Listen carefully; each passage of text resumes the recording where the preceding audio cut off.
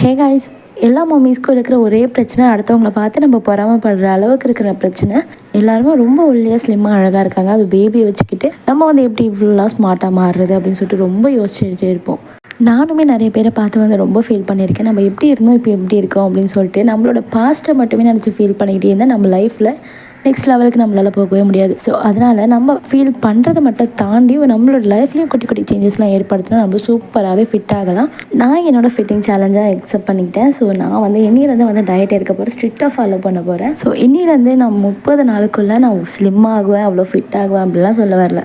So என்னோடய டயட்டை நான் கரெக்டாக ஃபாலோ பண்ணி என்னால் முடிஞ்ச அளவுக்கு நான் ஓரளவுக்கு ஃபிட்டாக தான் இருப்பேன்னு நினைக்கிறேன். இதில் நிறைய குழந்தை வச்சுருக்க மம்மிஸ்லாம் நினைப்பீங்க, என்னடா டயட்டை நம்மளால ஃபாலோ பண்ண முடியாது, பேபிக்கு ஒரு ஃபுட்டு, நம்மளுக்கு ஒரு ஃபுட்டு, ஹஸ்பண்டுக்கு ஒரு ஃபுட்டுன்னு வீட்டில் இருக்கணும் தனித்தனியாக செஞ்சுட்டு இருக்கணுமா அப்படின்னு சொல்லிட்டு யோசிப்பீங்க. ஸோ அவங்களுக்கு ப்ரிப்பேர் பண்ணி கொடுக்குற ஃபுட்டு நம்ம கொஞ்சம் மாடிஃபை பண்ணினா போதும், அவ்வளோதான், சூப்பராக டயட் இருந்துடலாம்.